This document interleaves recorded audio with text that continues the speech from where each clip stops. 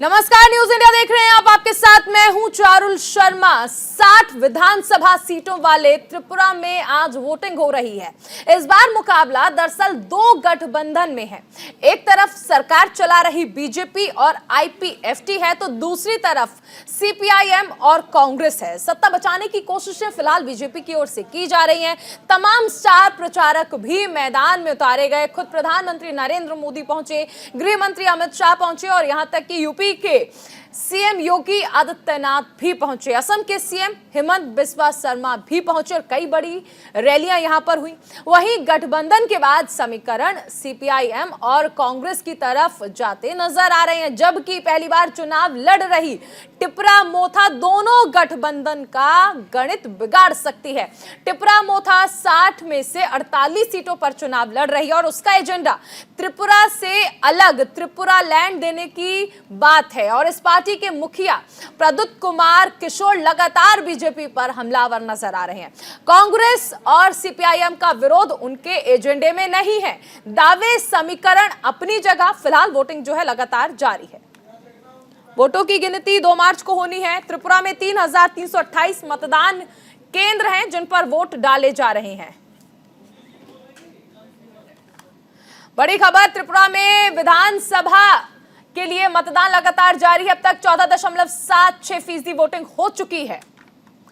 मतदान केंद्रों पर लंबी लंबी कतारें आप देख सकते हैं। लोग लगातार घर से बाहर निकल रहे हैं और वोट दे रहे हैं।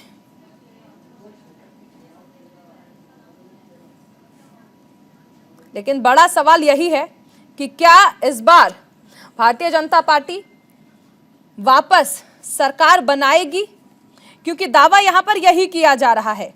लेकिन एक सवाल यह भी है कि क्या ये जो गठजोड़ हुआ है सीपीआईएम और कांग्रेस का, ये बीजेपी को चुनौती दे पाएंगे।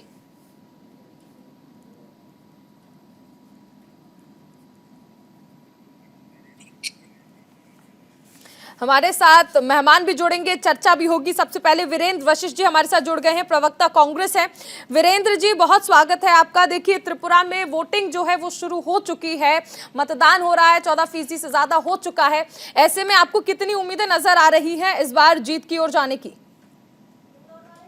जी, जब हमारी पार्टी चुनाव के बीच में गई, हमारा गठबंधन गया, तो उस दिन से ये महसूस किया जा रहा था त्रिपुरा में कि इस बार बदलाव है और इस बार कांग्रेस सीपीएम गठबंधन को सरकार बनने जा रही है। लोगों की सरकार लोगों के द्वारा निर्वाचित होगी। उसको रोकने के लिए हर प्रयास भाजपा गठबंधन के द्वारा किया गया है जी। लेकिन आप मुझे ये बताइए कि चुनाव से पहले तक आप और सीपीआईएम मुखर विरोधी रहे।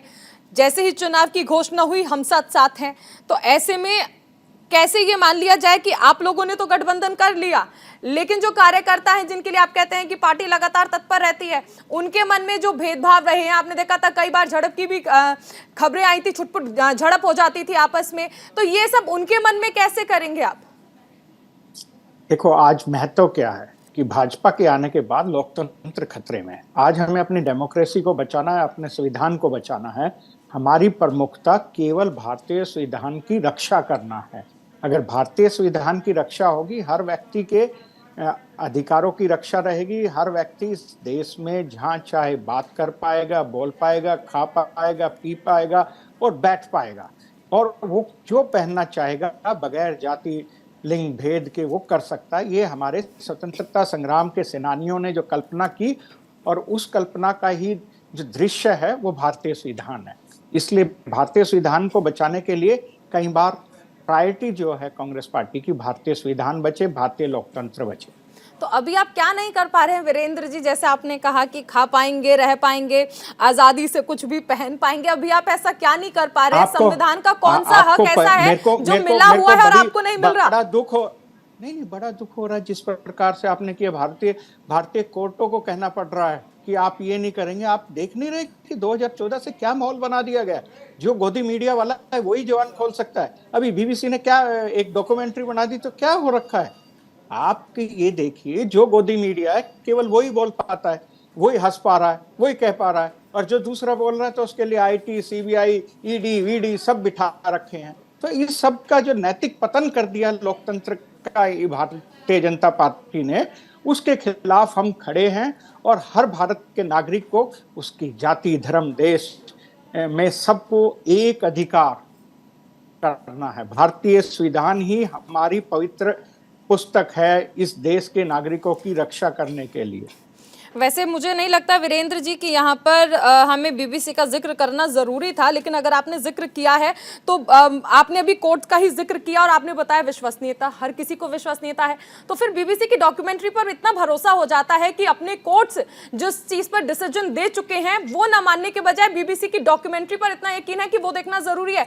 वो बीबीसी जो विंस्टन चर्चिल पर कुछ नहीं बता पाई, जिसने 40 लाख भारतीयों की मौत का जो जिम्मेदार था, उस पर आपको यकीन नहीं है, उसकी बीबीसी पर यकीन है आपको, उस बीबीसी पर? इतने ज्यादा यूट्यूबर हैं क्या सबको कोई देख रहे? बात है प्रेस की स्वतंत्रता की, कोई क्या देखे ये उसकी निजता का विषय है। भारतीय संविधान में भारतीय सुप्रीम कोर्ट सर्वोपरि है, सर्वोच्च न्यायालय है, उसका फैसला हमें स्वीकार है और हमने स्वीकार किया है। और किसी को वही भारतीय संविधान और भारत के उच्च न्यायालय, उच्चतम न्यायालय हमें ये अधिकार देते हैं कि हम जो चाहे वो देख सकते हैं, कह सकते हैं, कर सकते हैं। चलिए सर वीरेंद्र जी, हमारा मुद्दा त्रिपुरा का है, बीबीसी पर हम कभी और चर्चा कर लेंगे। नहीं, हम करेंगे चर्चा। मैं आपसे ये समझना चाहूंगी, मैं आपसे ये समझना चाहूंगी उसके खिलाफ मैं ये समझना चाहूंगी आपसे कि टिपरा लैंड की जो मांग की जा रही है लगातार, जिसको लेकर आप ये भी देख रहे हैं कि लगातार टिपरा मोथा ने ये कहा है और ये उनका प्रमुख एजेंडा भी है कि अगर सरकार में आएंगे तो फिर वो जरूर टिपरा मोथा जो है वो टिपरा लैंड की मांग को पूरा करेगा। अगर कांग्रेस और सीपीआईएम सरकार बनाते हैं तो टिपरा लैंड की मांग पूरी होगी या नहीं? केवल भारतीय संविधान के अंदर प्रावधानों के तहत जो संभव है, जो एक प्रदेश के लिए जरूरी है, केवल उसकी बात होगी, उसके अलावा कोई नहीं। हमने अपने मैनिफेस्टो में क्लियर कर दिया है, इसलिए उस विषय पर आप ना जाओ, आप जाइए। आज जो सुबह से गड़बड़ियां हो रही हैं, जो वोटरों को रोका गया है वोट डालने से, ये बाइक वाहिनी नाम का जो एक संस्थान भाजपा ने वहां कर दिया स्थापित, जो लोगों को डर का माहौल बनाए हुए हैं, ये चुनाव में आपको वो खबरें दिखानी आज जरूरी है कि पूरा देश देखे। वीरेंद्र जी, आप बेफिक्र रहिए, सभी खबरें हम दिखा रहे हैं, हम सभी खबरें दिखा रहे हैं। हाँ, तो वही जरूरी है, आज राष्ट्र को पता लगना चाहिए लोकतंत्र भारत के अंदर पर्व है। ये नागरिकों का सबसे बड़ा अधिकार है, जिसका उपयोग कर वो अपनी चुनी हुई सरकार का चयन करते हैं। पर 2014 के बाद यहाँ लोकतंत्र का भी चीरहरण का काम भाजपा करती रही है। हमारे साथ दो खास मेहमान जुड़ चुके हैं, महेश वर्मा जी नेता बीजेपी और सर्वेश्वर पाठक जी पॉलिटिकल एक्सपर्ट के तौर पर हमारे साथ जुड़े हैं। दोनों खास मेहमानों का बहुत स्वागत है। मैं आपके पास आऊंगी महेश जी। वीरेंद्र जी हमारे साथ जुड़े हुए हैं, प्रवक्ता हैं कांग्रेस के, और बहुत सारे आरोप लगा रहे हैं, कह रहे हैं कि 2014 के बाद स्थिति जो है वो पूरी तरह से बदल दी गई है, कोर्ट्स को इंटरफेयर करना पड़ता है और बताना पड़ता है कि आपको क्या करना चाहिए। अरे कानपुर में अभी देखा नहीं चारू जी, एक माँ बेटी जलती रही, इनका जो डरावना बलडोजर जो कि केवल ये नहीं देख रहा था, एक झूठी अब एक खाना पुट्टी की गई है। आप देखिए आज इम्पोर्टेंट क्या है, भारत के नागरिकों को सर्वोच्च सम्मान के साथ जीने और मरने का भी अधिकार ये सरकार नहीं दे रही है। महेश जी, देखिए कांग्रेस की दुर्गति का कारण यही है कि ये बोल ज्यादा बोलते हैं, ये बोल बच्चन इनके यहाँ बहुत हो गए हैं। ये बोल बच्चन नहीं, आप मेरा एक भी बात का मैं कभी है ना महेश जी, मैं इस आरोप को नहीं झेलूंगा। मैं तथ्यों के साथ बोलने वाला आदमी हूँ, इस प्रकार की बदजुबानी करने वाला इंसान नहीं हूँ। नहीं, आप बोल बच्चन वाला शब्द वापस लेने आप अगर वीरेंद्र जी तथ्य के साथ बोलते, अगर कांग्रेस तथ्य के साथ बोलती तो राहुल गांधी जी से सदन में जवाब नहीं मांगा जाता। वीरेंद्र जी जवाब ले लीजिए, जवाब ले लीजिए। क्या काम किया वीरेंद्र जी, सुन लीजिए वीरेंद्र जी, माहौल जो कर दिया गया है, जो वातावरण माहौल क्या बनता है आज, क्या नहीं विषय क्या है, आप पूरे देश दुनिया को आप बता चुके हैं। आपके नेता आपको खुद आप पूछिए ना, राहुल गांधी एक दिन भी गए क्या त्रिपुरा चुनाव में? शर्म आनी चाहिए आपको उनकी जनता से आप अपील करते हैं, तो मैं उसकी चिंता मत करिए, अपेक्षा करते हैं, हम चुनाव हरा रहे हैं, आपको चुनाव हरा रहे हैं, नौटंकी करेंगे आप नहीं, आप नेता नहीं, अब नेता बन के काम करेंगे। महंगाई के खिलाफ क्या दुर्दशा होगी, जनता आज उसके लिए बेरोजगारी के नहीं, नहीं, खिलाफ वोट जनता वीरेंद्र उसके जी, लिए वीरेंद्र जी, जिम्मेदार है। मुझे नहीं लगता पहली बार किसी बाइक चैनल पर वाले डिबेट लोग में बैठ रहे हैं। वीरेंद्र गुंडागर्दी जी, है, वो उसके आपको खिलाफ पता वोट होगा, पड़ रही है। आपसे सवाल किया गया, आपसे जवाब भी लिया गया। महेश जी को अगर मौका मिला है, आप ही के सवाल पूछे हैं मैंने उनसे, मौका तो दीजिए, सुन तो लीजिए एक बार। हाँ चलिए, पर है ना शब्दों को पता शालीनता नहीं से इनको रखिए जैसे हम रखते हैं। पहली बार मेरे ख्याल से ये डिबेट में आया है, पता नहीं इनका मेरे क्या को पहली बार नहीं, मनसा है। आपको गलतफहमी है, फिर वही है, आप तो गलत एक फहमी भी तो जवाब नहीं दे सकते, बातों आराम को से इधर सुनिए और उधर। फिर उसके बाद आराम से जवाब दीजिए। जब आपकी बारी आए तो आप बोलिएगा। महेश जी, आप आप जवाब पढ़े दीजिए लिखे प्लीज। समझदार आदमी हैं। महेश जी, जवाब। देखिए, मैं ये कह रहा हूँ कि क्रिस्टियानी बिल्ली खंबा नोचे वाली कहानी जो है, कांग्रेस जो है फिर शुरू की। कभी ईवीएम में दोष खोज रही है, कभी ईडी में दोष खोज रही है, कभी सीबीआई में दोष खोज रही है, कभी देश के विधि विधान संविधान में दोष खोज रही है। इससे नहीं बात बनेगी आपकी। कभी भारतीय जनता पार्टी को जो है आरोपों में घेर रही है, कभी प्रधानमंत्री जी के साथ जो है वो अडानी का नाम लेके जो है देश में एक दुष्प्रचार और प्रोपगंडा फैलाने की कोशिश की जा रही है। तो सवाल यह है कि इससे आपका काम नहीं चलना है। अगर आप लोकतंत्र में सही मायने में आपका विश्वास कहीं जमेगा तो वो भाजपा को गाली देने से नहीं, भाजपा की लकीर मिटाने से नहीं, भाजपा से बड़ी लकीर करके आपको इस राजनीति करनी होगी। आपको नेता बन के काम करना होगा, अभिनेता बन के काम नहीं करना होगा। आप नेता बन के नौटंकी करेंगे तो जनता अब जो है ये मोदी युग है। इस मोदी युग में 2014 के बाद वो चीज नहीं रही जो 1989 में उत्तर भारत में जो है एक सामाजिक क्रांति आई जिसका नाम दिया गया मंडल और कमंडल। उससे पहले 1967 में साउथ में यही चीज था। इसके बेसिस पे देश की जो राजनीति होती रही, उस राजनीति का जो है बहुत बड़ा दशा और दिशा दोनों चेंज हुआ है। महेश जी, त्रिपुरा की बात करते हैं। त्रिपुरा के लिए क्या प्लान है? आपकी सहयोगी आईपीएफटी ने भी कहा है कि ग्रेटर त्रिपुरा लैंड जो है वो होना चाहिए। सहयोगी ही मांग उठा रहे हैं, तो कैसे चलेगा काम? देखिए, देंगे जनता ये को? मांग को देखिए, मांग कहाँ से उठती है, मांग क्यों उठी है, मांग के पीछे कारण क्या है। मांग इसलिए नहीं है कि वो कोई अलगाववाद का मांग है। जो कम्युनिस्टों के टाइम में जिस तरह से नक्सल भूमिका होती थी, जिस तरह से वहां बढ़ावा दिया जाता था पृथकवादी सोच के लोगों को, वो चीज नहीं है। 20 वहां ऐसी कंस्टिट्यूएंसी है जहां पे 75 साल में, आज आप भी अपने रिपोर्टर के भेजिए और उन लोगों से पूछिए कि भाई 5 साल में आपको क्या लगा, किस तरह का कोई हवा बयार लगा क्या, कि भाई यहाँ सत्ता शासन सरकार का कहीं कोई मायने होता है क्या। वो अब आदिवासी बाहुल्य क्षेत्र जो है वहाँ लोग कह रहे हैं कि हाँ सचमुच में साहब ऐसा हो रहा है। अब हमारी अगर जो सहयोगी पार्टी है उन्होंने अगर ये बात कही है तो निश्चित रूप से उनकी पीछे ये संभावना अगर तलाशी जाए कि नहीं ये तो टुकड़े करने की बात है त्रिपुरा को, ऐसी बात नहीं। विकास जो है किस तरह से लोगों तक, अंतिम व्यक्ति तक पहुंचे, ये प्राथमिकता जो है किसी भी पॉलिटिकल पार्टी की होनी चाहिए, वो भारतीय जनता पार्टी हो या हमारी विपक्ष के मित्र हो। लेकिन आज त्रिपुरा के चुनाव में मैं पूछता हूँ कि राहुल गांधी कहाँ दिखाई दिए, सोनिया जी कहाँ दिखाई दी, प्रियंका जी कहाँ दिखाई दी? महेश जी, मुझे लगता है कि ये सवाल कोई औचित्य नहीं रखता है। हर पार्टी के पास अधिकार है कि उन्हें किस नेता को कहां पर चुनाव प्रचार में भेजना है, किस स्टार प्रचारक बनाना है, किससे प्रचार नहीं कराना है, किसी भी पार्टी का निजी फैसला है। इस पर आप टिप्पणी ना करें और मैं अपने सहयोगियों से भी कहूंगी, वीरेंद्र जी आप भी इस पर कोई टिप्पणी ना करें, पार्टी का अपना फैसला होता है। मैं आऊंगी सर्वेश्वर जी के पास। जी, मैं एक बात और कहूंगा कि देखिए, पिछली विधानसभा चुनाव में 1.5% कांग्रेस को वोट मिला।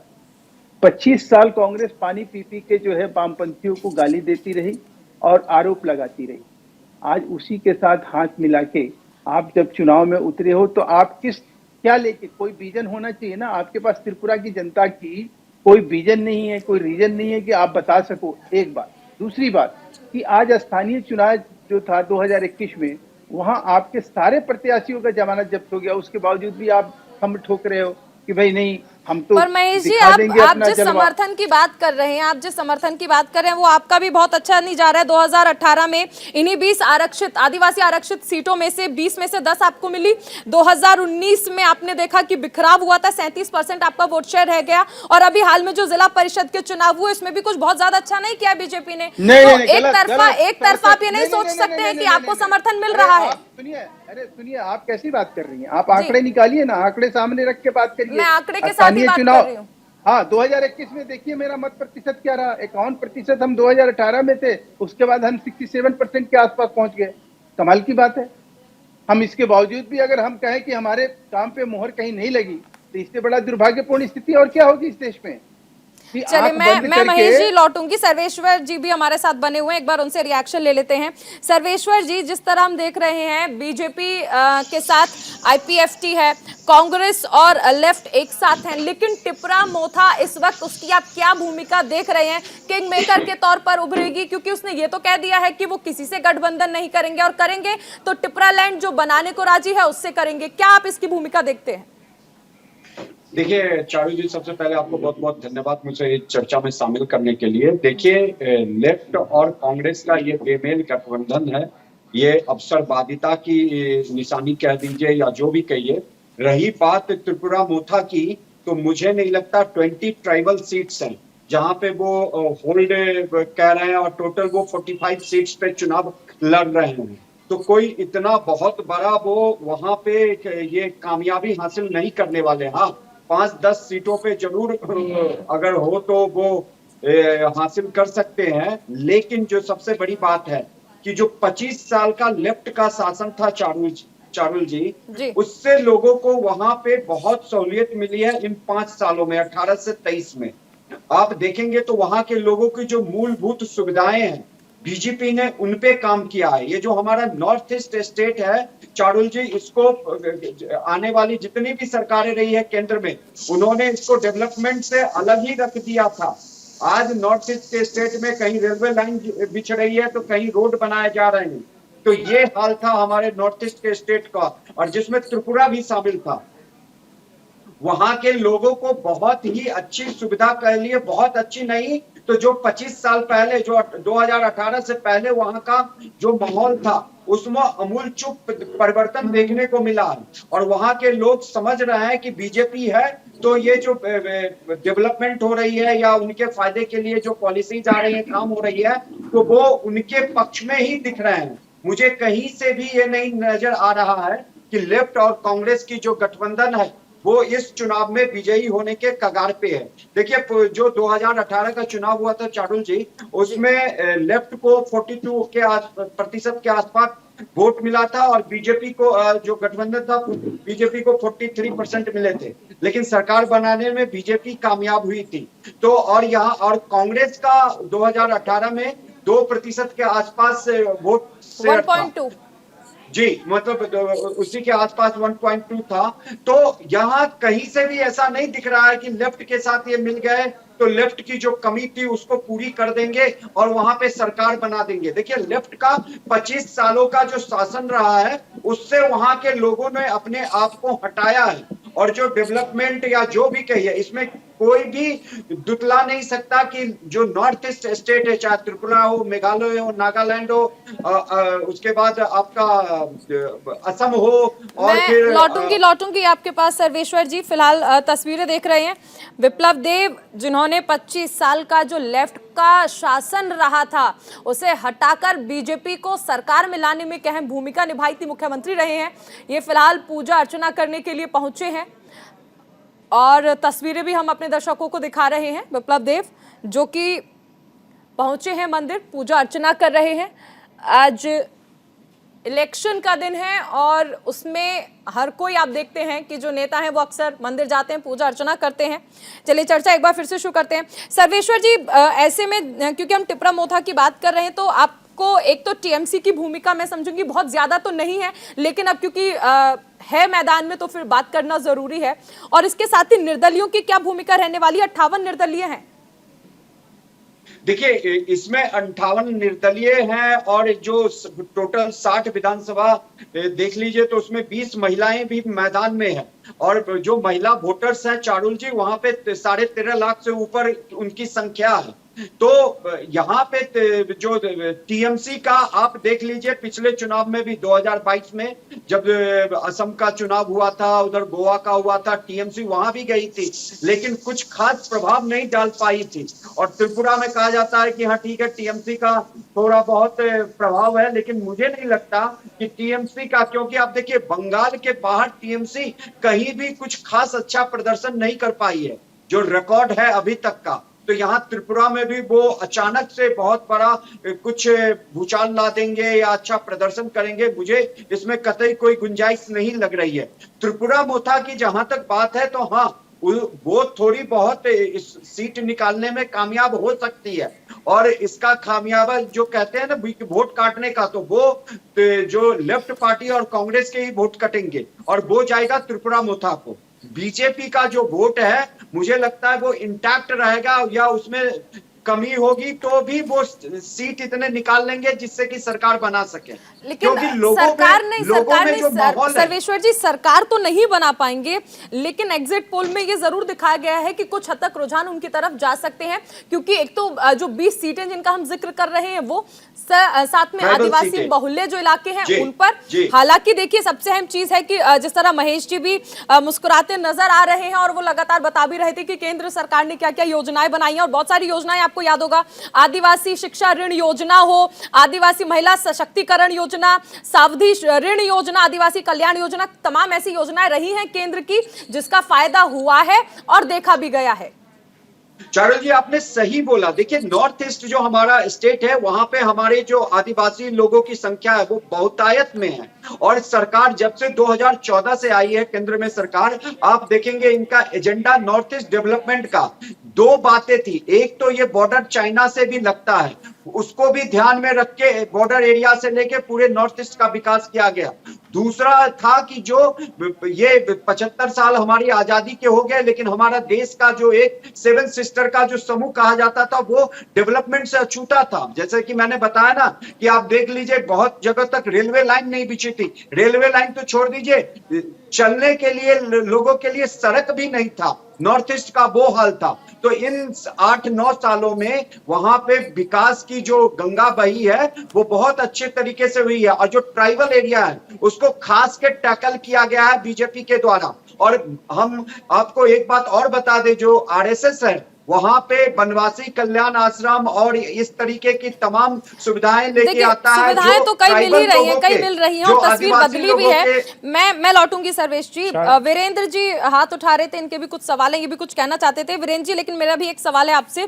13 सीटों पर आप चुनाव लड़ रहे हैं, 2018 में 1.2 आपका वोट परसेंट था, और इस बार अगर हम देखें तो क्योंकि आप सीपीआईएम के साथ चुनाव लड़ रहे हैं, आपने पहले ही कह दिया है कि अगर सरकार बनती है तो जो मुख्यमंत्री होंगे वो सीपीआईएम से होंगे। अब ऐसे में जितेंद्र चौधरी को ये माना जा रहा है कि अगर आप सरकार में आते हैं तो वो मुख्यमंत्री बनेंगे। कांग्रेस तो पहले ही पूरी तरह से हथियार डाल चुकी है कि ठीक है अगर सरकार बनी तो आप लोग कर लीजिएगा, हम तो 13 सीटों पर ही सिमटे हुए हैं, उतने में ही हमारे प्रत्याशी हैं। चारू जी ये विश्लेषण जो हमारे अभी सर्वेश जी कर रहे थे, मेरे को तो बड़ी हैरानगी हो रही थी कि 2014 से पहले कि वहाँ कुछ था ही नहीं। मेरे सर्वेश जी ने पता नहीं कहाँ से स्टडी की है। जो होना चाहिए था, अब जब रोड भी नहीं बना पाए आप वहाँ पे, बिजली तो छोड़ दीजिए, तो आप क्या कहा जाएगा, आप ये बताइए। मैं आपको लगता है कि वहाँ पहले कुछ नहीं था। इनको शायद ये नहीं है कि उत्तर पूर्व के लिए अलग से मंत्रालय, किसकी मंत्रालय था तो उस मंत्रालय ने क्या काम किया? अभी आज अगर तल्ला के अलग एरिया में रोड पहुंच रहे हैं, रेलवे लाइन पहुंच रहे हैं, इसका क्या बात है? आप इस पे भी तो प्रकाश डालिए, मुझे मत झुठलाइए, आप अपना फैक्ट क्लियर करिए।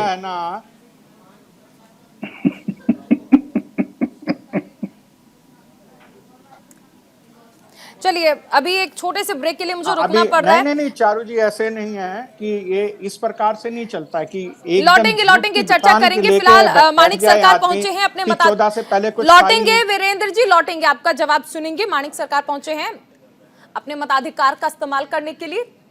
त्रिपुरा में आज 60 सीटों पर देखिए वोटिंग चल रही है, दावे हर कोई कर रहा है जीत के। बीजेपी और साथ ही आईपीएफटी का भी ये दावा है कि 2018 में जिस तरह सरकार बनाई थी इस बार फिर से सरकार बनाएंगे।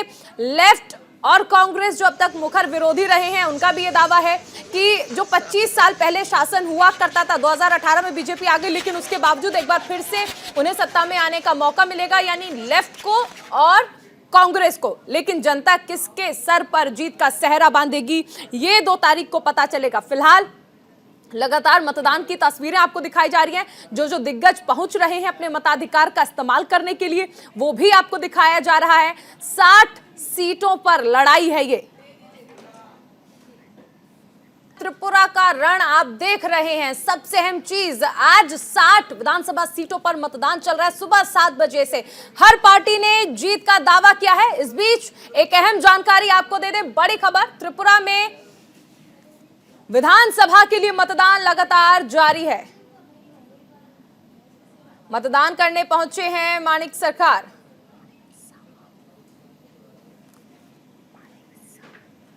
त्रिपुरा के पूर्व सीएम जो कि पहुंचे हैं मंदिर में पूजा अर्चना करने।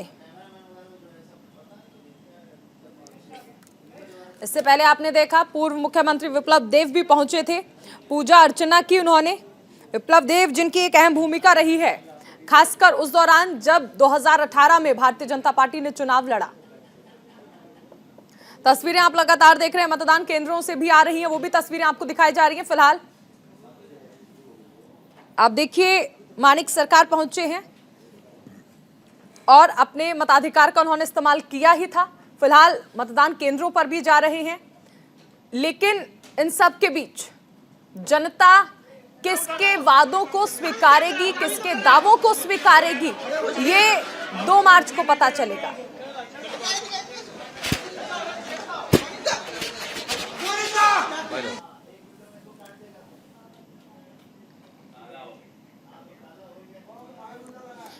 हमारे साथ तमाम मेहमान हमारे जुड़े हुए हैं। वीरेंद्र जी हमारे साथ हैं, नेता कांग्रेस, महेश जी बीजेपी नेता, और सर्वेश्वर पाठक जी हमारे साथ बने हुए हैं पॉलिटिकल एक्सपर्ट के तौर पर।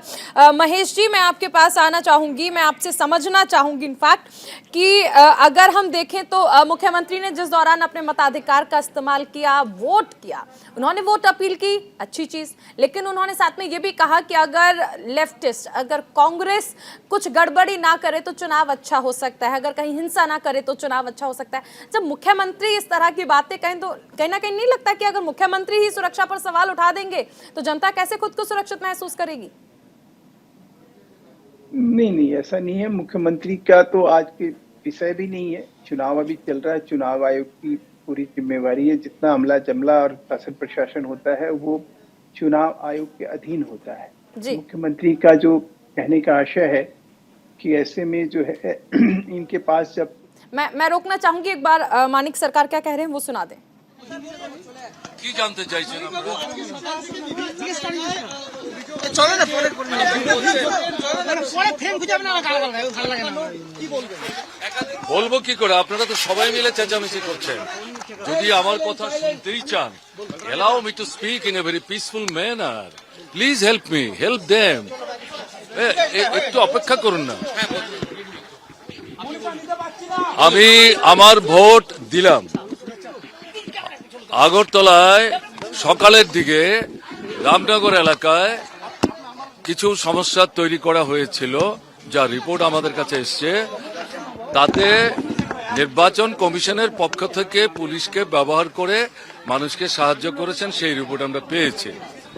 সকালবেলা যা খবর পেয়েছি সেটা হচ্ছে সোনামুড়া মহকুমার বিধানসভা কেন্দ্রে ভবানীপুর, কেকে, নির্ভয়পুর, নিদয়া, এই এলাকাগুলোতে আমাদের যারা প্রার্থী, সিপিআইএম এর যে প্রার্থী বামপন্থী ফ্রন্টের, তার যারা পোলিং এজেন্ট, তাদেরকে একটা অংশকে ঢুকতে দেয়নি, আর একটা অংশ যারা ঢুকেছিলেন তাদেরকে আক্রমণ করে মারপিট করে ভোট কেন্দ্র থেকে বের করে দিয়েছেন।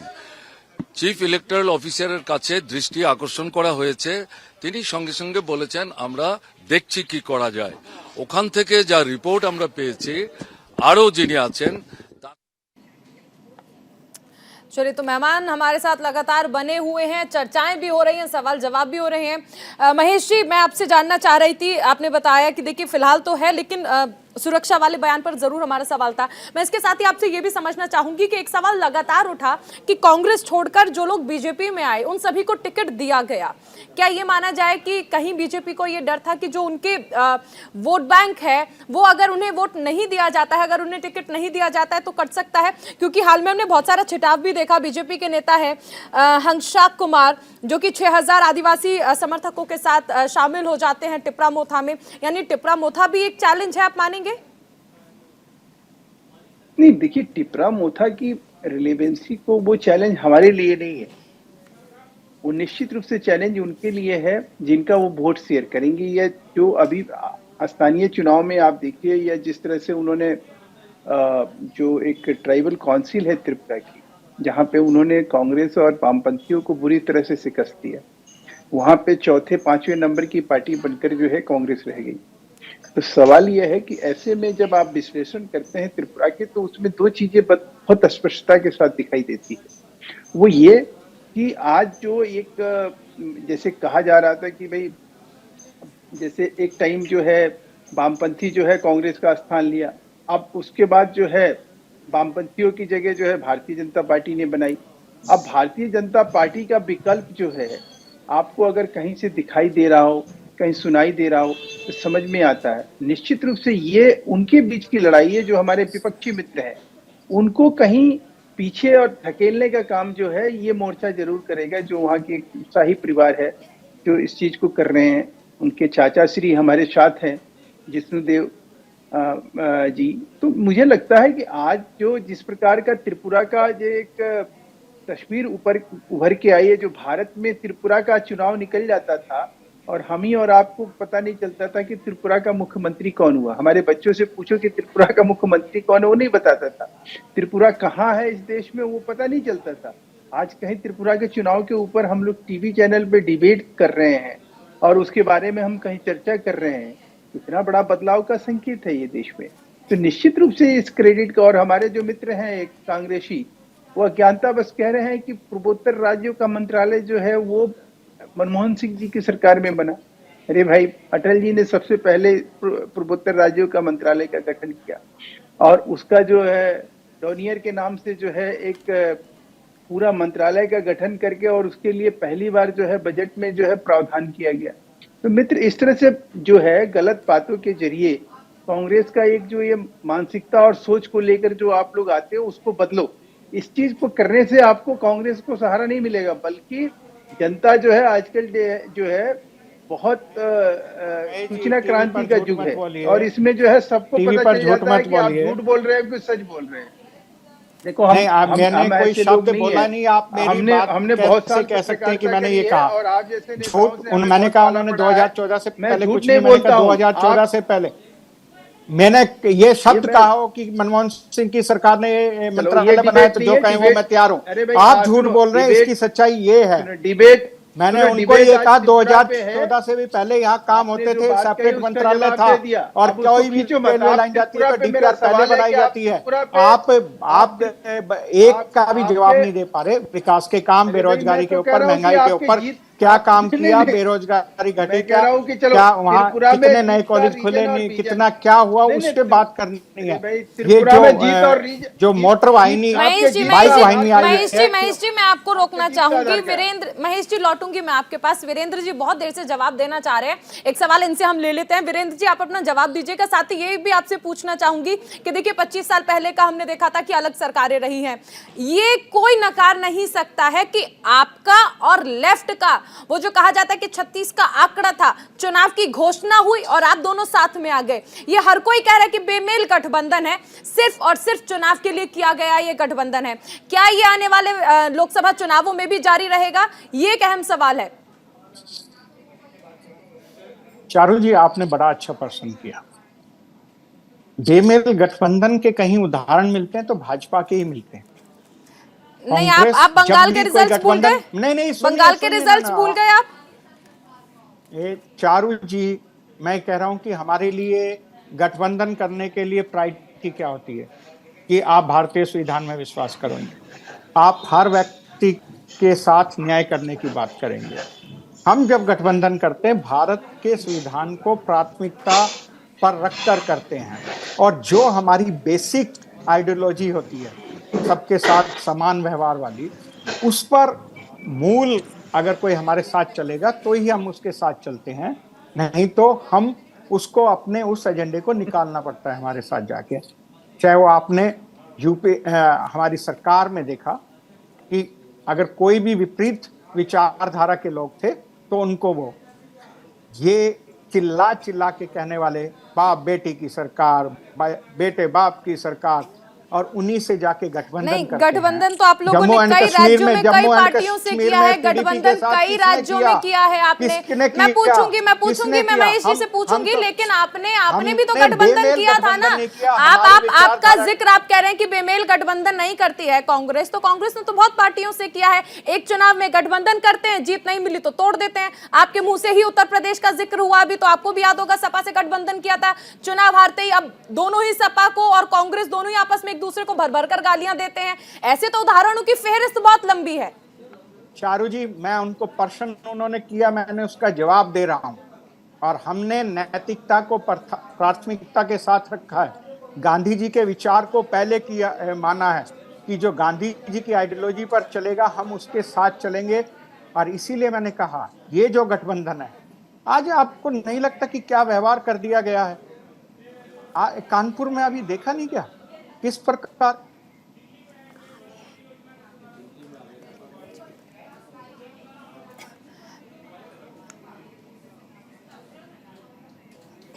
मैं लौटूंगी मेहमानों के पास। फिलहाल सीधी तस्वीरें दिखाई जा रही हैं दिल्ली से, जहां पर प्रधानमंत्री नरेंद्र मोदी पहुंचे हैं, और यहां पर आप देख सकते हैं तस्वीरें प्रधानमंत्री नरेंद्र मोदी पुष्प अर्पित करते हुए। सीधी तस्वीरें दिल्ली से, आदि महोत्सव से ये तस्वीरें आपको दिखाई जा रही हैं। प्रधानमंत्री नरेंद्र मोदी,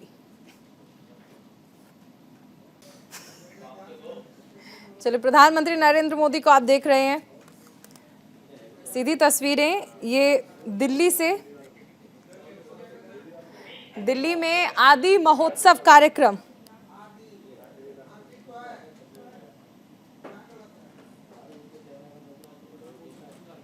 प्रधानमंत्री नरेंद्र मोदी पहुंचे हैं आदि महोत्सव कार्यक्रम में दिल्ली में।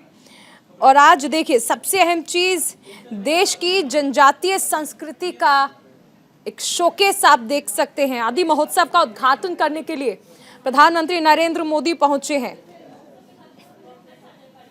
दिल्ली के मेजर ध्यानचंद स्टेडियम में।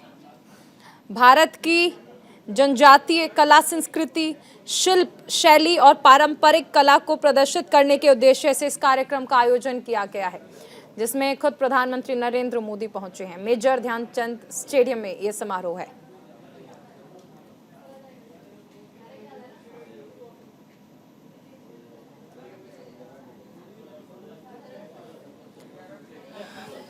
कार्यक्रम का उद्घाटन हो चुका है प्रधानमंत्री नरेंद्र मोदी द्वारा। इसके साथ ही यहां पर जनजातीय संस्कृति, शिल्प, खान पान, वाणिज्य और पारंपरिक कला को प्रदर्शित किया जाएगा।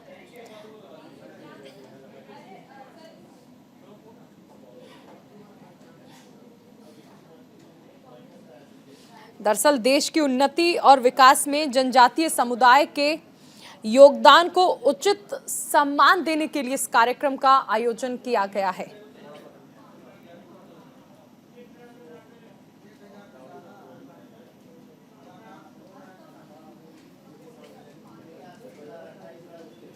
राष्ट्रीय मंच पर जनजातीय संस्कृति को प्रकट करने के इन्हीं प्रयासों के तहत प्रधानमंत्री नरेंद्र मोदी पहुंचे हैं आदि महोत्सव का उद्घाटन करने के लिए।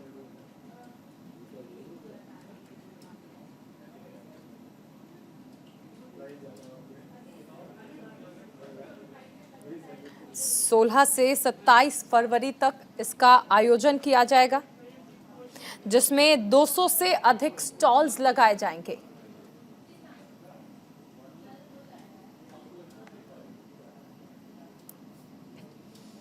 इस कार्यक्रम में देखिए, देश भर के जो जनजातीय समुदाय की समृद्ध और विविधतापूर्ण धरोहर है उसे प्रदर्शित किया जाएगा। 20 से अधिक स्टॉल इसमें लगाए जाएंगे। लगभग 1000 जनजातीय शिल्पकार इसमें हिस्सा भी लेने वाले हैं।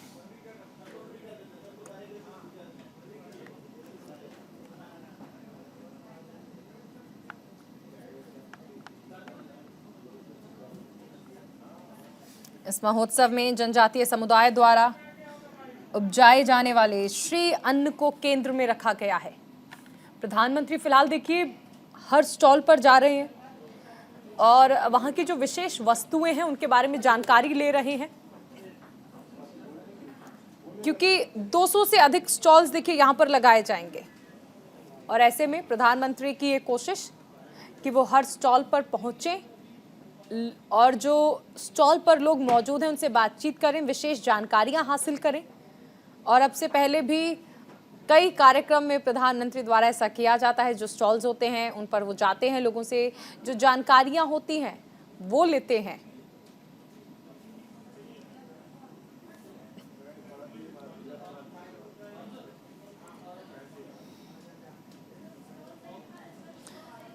देखिए, अगर हम इस आदि महोत्सव की बात करें, 28 राज्य के लगभग 1000 आदिवासी कारीगर और कलाकार इसमें भाग लेने वाले हैं। तो इन्हीं से आप समझ सकते हैं कि किस तरह से ये और खास हो जाता है। 1000 से ज़्यादा कलाकार जिसमें शामिल हो रहे हैं, 200 से ज़्यादा स्टॉल और सबसे अहम चीज़ 1000 आदिवासी कारीगर हैं और कलाकार जो इसमें भाग ले रहे हैं। स्टॉल जिस पर आप देख सकते हैं कि हैंडमेड वर्क जो है वो आप देख पा रहे हैं। इनके बारे में प्रधानमंत्री जानकारी भी जुटा रहे हैं, बातचीत कर रहे हैं। 5 दिन तक देखिए ये आदि महोत्सव का कार्यक्रम चलेगा।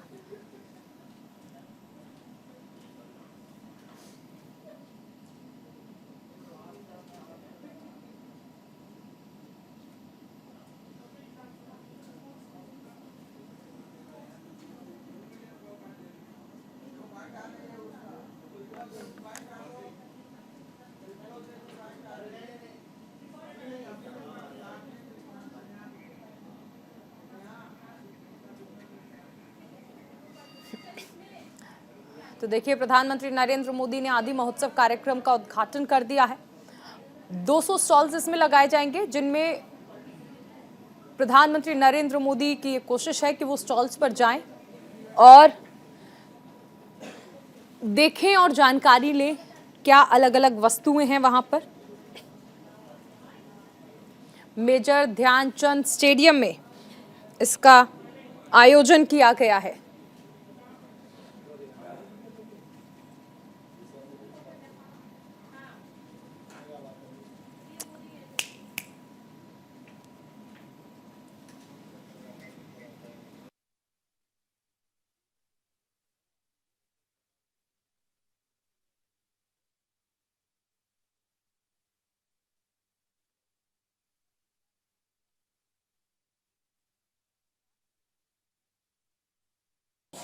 तो देखिए, आप तस्वीरें देख रहे हैं। आज देश की जनजातीय संस्कृति का ये शोकेस है। एक ही जगह पर लगभग 200 स्टॉल्स के जरिए जनजातीय कला, संस्कृति, शिल्प, शैली और पारंपरिक कला को प्रदर्शित करने के उद्देश्य से आदि महोत्सव का उद्घाटन प्रधानमंत्री नरेंद्र मोदी द्वारा किया गया है।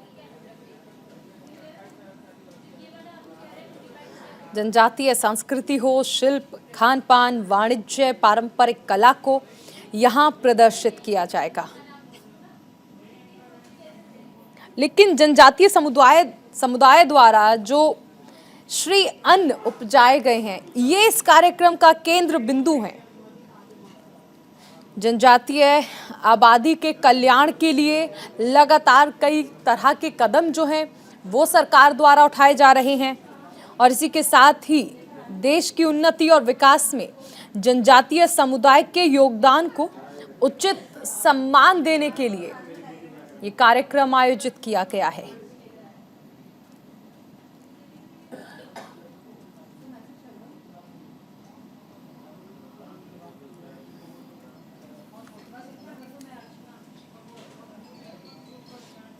देश भर के जनजातीय समुदाय की समृद्ध और विविधतापूर्ण धरोहर को प्रदर्शित करने के लिए आयोजित किया गया है आदि महोत्सव।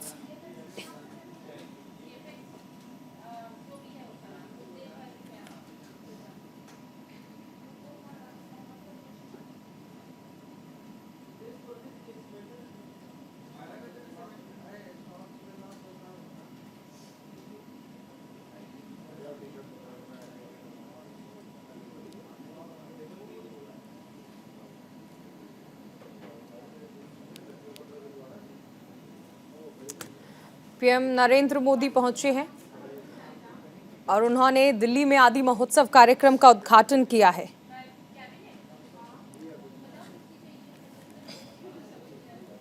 मेजर ध्यानचंद स्टेडियम में ये कार्यक्रम रखा गया है। 1000 से ज्यादा कलाकार इसमें शामिल हो रहे हैं और इसी के साथ 200 से ज्यादा स्टॉल्स इसमें लगाए गए हैं।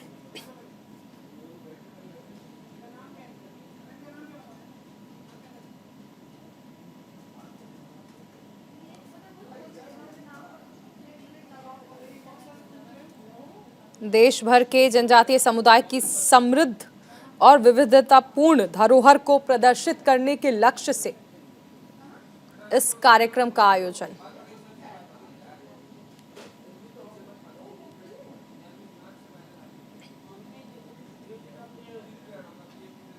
एक 1000 जनजातीय शिल्पकार इसमें हिस्सा लेने वाले हैं।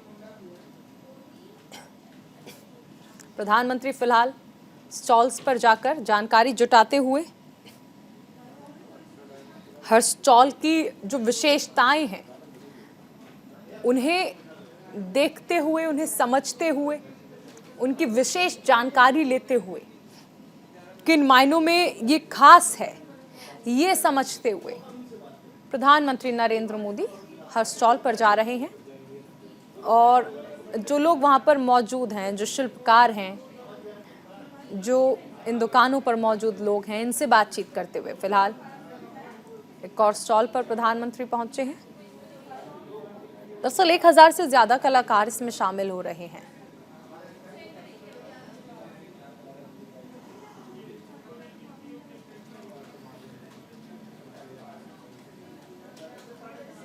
आदि महोत्सव 16 से 27 फरवरी तक चलने वाला है। मेजर ध्यानचंद स्टेडियम में यह समारोह रखा गया है। आदिवासी कला को पहचान दिलाने के लिए दरअसल एक पहल है केंद्र सरकार की ओर से।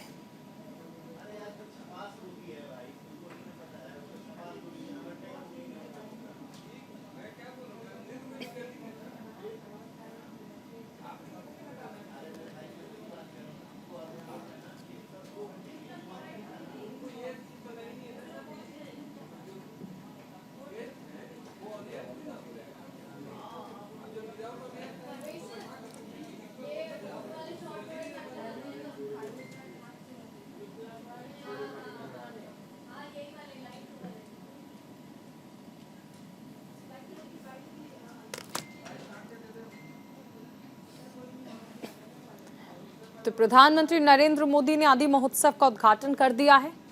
दिल्ली में आदि महोत्सव कार्यक्रम चल रहा है मेजर ध्यानचंद स्टेडियम में।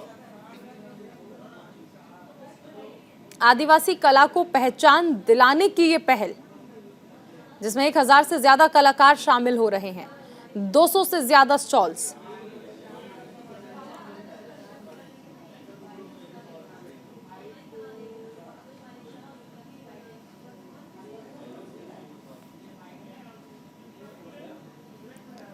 जनजातीय समुदाय की समृद्ध और विविधतापूर्ण धरोहर को प्रदर्शित किया जाना है।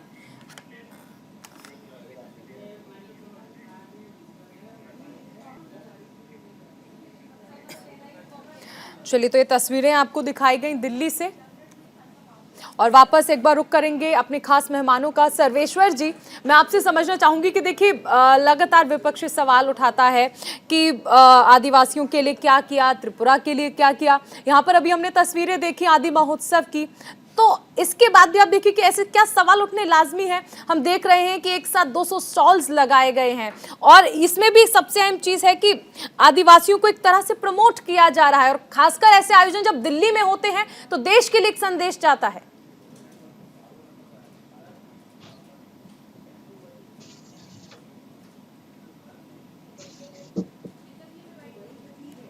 सर्वेश्वर जी, सुन पा रहे हैं आप? जी जी जी चारू जी। जी, सवाल यही है कि देखिए अब से पहले हम चर्चा में शामिल हुए थे तो कांग्रेस की तरफ से जो हमारे पास मेहमान जुड़े थे उन्होंने कहा कि देखिए स्थिति नहीं बदली है त्रिपुरा की, आदिवासी राज्यों की स्थिति नहीं बदली है। और मैं हैरान थी कि उन्होंने कहा कि चारुल जी आप भी जानती हैं, आप दिल्ली में रहती हैं, तो पूर्वोत्तर से जो लोग आते हैं उन्हें किस नाम से बुलाया जाता है। यानी विपक्ष की जो सोच है वो अभी तक वहां पर सिमटी हुई है। और आज देश में आदि महोत्सव मनाया जा रहा है, देश की राजधानी में, जहां पर जनजातियों को प्रमोट किया जा रहा है, उनके कार्य को प्रमोट किया जा रहा है, खुद प्रधानमंत्री वहां पर पहुंच रहे हैं। देखिए चारुल जी, इससे कांग्रेस की मानसिकता झलकती है। आप समझ सकती है कि नॉर्थ ईस्ट के लोगों के साथ, हाँ इसमें कोई दो राय नहीं है कि डिस्क्रिमिनेशन जो है वो फेस करना पड़ता है दिल्ली में। वो तो हर राज्य के लोगों को एक दूसरे के राज्य में जब जाए तो ऐसा भारत में ऐसी मतलब ये भावना है कि लोग करते हैं, लेकिन आप उसको इस तरीके से कहोगे तो आपकी मानसिकता लेकिन सर्वेश्वर जी, आज तो ये कहना भी कानूनन जुर्म हो गया है। अगर कोई किसी को इस तरह से बोलता है तो उसके भी प्रावधान है, लेकिन जब कांग्रेस का जो प्रवक्ता है टीवी पे आके ऐसी बात बोल के जाता है तो उसकी मानसिकता पूरी झलक जाती है। और अभी अभी राहुल गांधी पूरा भारत जोड़ो यात्रा करके समाप्त किए हैं, तो क्या भारत जोड़ो यात्रा इसी भेदभाव, अपने ही देश के एक राज्य के नागरिक से दूसरे राज्य के नागरिकों को भेदभाव करने के लिए किया? तो इनकी कथनी करने में फर्क है। देखिए मैंने बार बार कहा कि 2014 के बाद आप नॉर्थ ईस्ट की दिशा और दशा और वहां के हालात आप देखेंगे तो अमूलचूल परिवर्तन होगा। मुझसे मत, आप अगर नहीं प्रभावित है, आप न्यूज में बनी पड़ी है, आपके वहां के संवाददाता होंगे, आपको वो बता सकते हैं। इसमें कोई दो राय नहीं है। इवन मैं जो कह रहा था कि जो नॉर्थ ईस्ट को है बीजेपी खासा ध्यान दे रही है। एक तो हमारा बॉर्डर स्टेट है जो चाइना से लगता हुआ बॉर्डर है, दूसरा उसमें जो ट्राइबल के जो है वो जो दुर्गम जगह पे एक रोड भी नहीं थी वहां पे। मैं सर्वेश्वर जी छोटा सा रिएक्शन महेश जी से ले लूं क्योंकि वक्त की कमी है। महेश जी देखिए, इस बात में कोई दो राय नहीं है कि जो कार्य भारतीय जनता पार्टी ने किया है उसने सूरत और सीरत बदली है। लगातार न्यूज इंडिया भी ग्राउंड जीरो पर गया था, हमारी सहयोगी निदा भी गई थी और उन्होंने ये बताया है कि समर्थन तो मिल रहा है भारतीय जनता पार्टी को, लेकिन फिर भी कुछ चीजें ऐसी हैं जिस पर काम करने की जरूरत है। अगर भारतीय जनता पार्टी सरकार में आती है तो क्या प्राथमिकता होगी? सबसे पहले प्राथमिकता तो यही होगी कि जो वहाँ गरीबी है, जिस तरह से संसाधन के अभाव में जो वहाँ प्रतिभाएं जो है दम तोड़ देती हैं, या वो हमारे खेल के क्षेत्र से ले लीजिए, हमारी खिलाड़ियों की बात अगर आप करें तो ये राज्य जो है हमारे लिए बहुत महत्वपूर्ण है। दूसरा कि ये सीमावर्ती क्षेत्र, इन क्षेत्रों का महत्व जो है भारत को जो है हमेशा एक संबल देता है, एक ताकत देती है। ये राज्य जब मजबूत होंगे, यहाँ की जनता जब मजबूत होगी, सबसे पहले लड़ाई इनकी होती है उन लोगों से जो हमारे दुश्मन होते हैं, शत्रु होते हैं। तो निश्चित रूप से ये कहीं अगर सोच होगी आप कि ये हमारे सिर्फ एक नागरिक ही नहीं, ये हमारे सीमा के वो प्रहरी भी हैं, ये जनता, ये राज्य, जहाँ पे हमें कहीं ना कहीं दिखाई देता है कि यही सबसे पहले व्यक्ति होंगे जो उस चीज को कहीं हमारे, यानी कुल मिलाकर कहा जा सकता है कि विकास को एक बार फिर से भारतीय जनता पार्टी की ओर से प्राथमिकता दी जाएगी। बहुत शुक्रिया महेश जी जुड़ने के लिए। सर्वेश्वर जी आपका भी बहुत शुक्रिया। वीरेंद्र जी आपका भी बहुत शुक्रिया। लगातार त्रिपुरा से हर तस्वीर सबसे पहले आपका अपना चैनल न्यूज इंडिया आपको दिखाएगा।